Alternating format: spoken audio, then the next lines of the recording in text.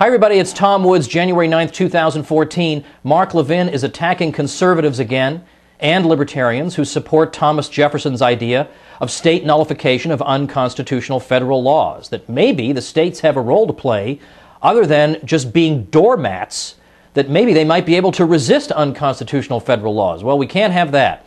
So we've got attacks coming from Levin against radio host Mike Church, against Kevin Gutzman, the esteemed Madison biographer, who happens to be more of a constitutional originalist than Levin himself is, and also the heroic 10th Amendment Center.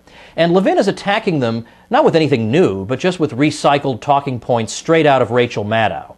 And as usual, it's a lot of name-calling. And I'm not going to repeat the names that he's been calling me and other people, because it's degrading, and it's disgraceful, and so I'm not going to dwell on that.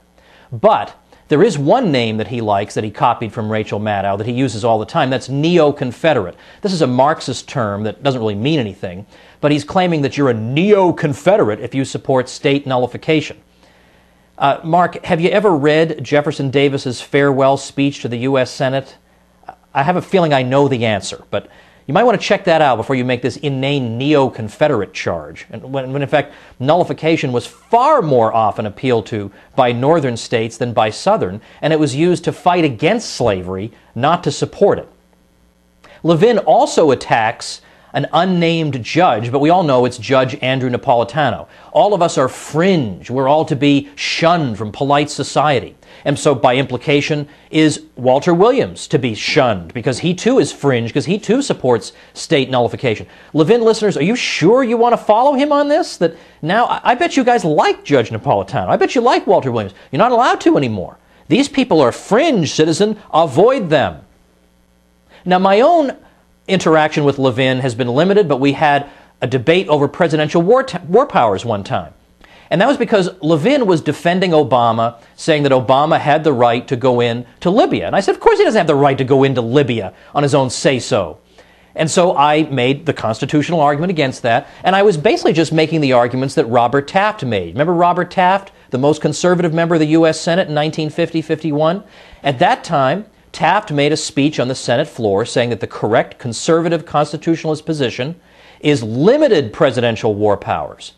Now, who attacked the conservative Robert Taft? The left liberals, who said, no, we need expansive presidential war powers. So Levin is taking the left liberal view, so I couldn't let that stand, so I jumped in and I defended the conservative Robert Taft. I defended the arguments that Taft had made. So we had a back and forth, and Levin would call me names, then I would make some arguments, then he would call me names, and I would make some arguments, and yet he would never link to me. On Facebook, he would have all these denunciations of how terrible Tom Woods is, but he would never link to what Tom Woods had written.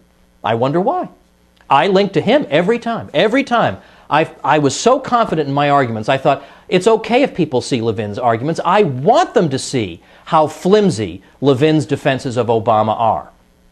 Now look, Mark, if you want to repeat Rachel Maddow talking points, or you want to endorse Orrin Hatch, who voted for TARP, or you want to defend Obama, you go right ahead. But the name-calling has really got to stop, because you're putting your listeners in a very uncomfortable position.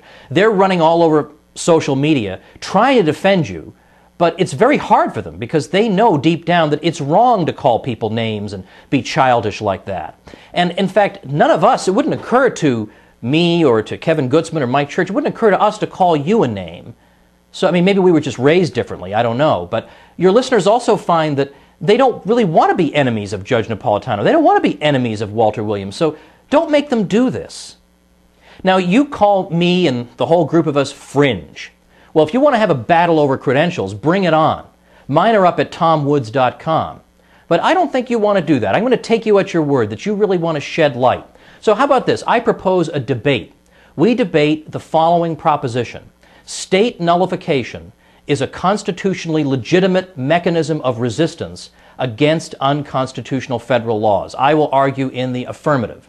Now, if you prefer, we can do a 2-on-2 debate. You can bring a debating partner. That's fine.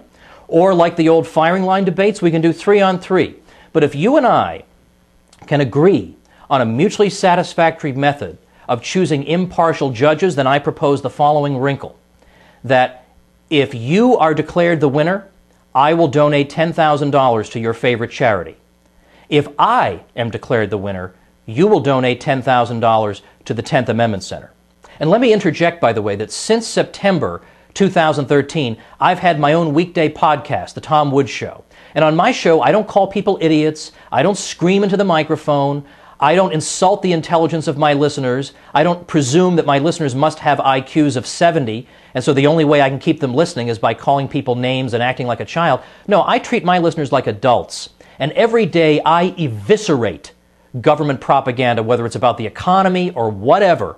And I do it at a level you will not see done on the Mark Levin Show. And on my show, you won't hear imitations of Rachel Maddow, and there won't be any TARP endorsements. So while you're thinking about it, head over to TomWoodsRadio.com, check out the archive, and then click on the link we have there so you can subscribe to the program on iTunes. Meanwhile, I've set up a page to teach nullification to Mark Levin. Where am I going to teach nullification to Mark Levin? Well, of course, in my Liberty Classroom. Where else? So the special page you can look at yourself at libertyclassroom.com/Levin. I think you'll like the resources there.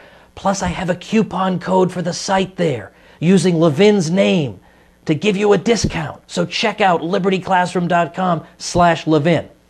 All right, Mark, that's my proposal to you. Debate me. 10 grand for your charity or 10 grand for the 10th Amendment Center. Oh, and Mark, better get your checkbook ready.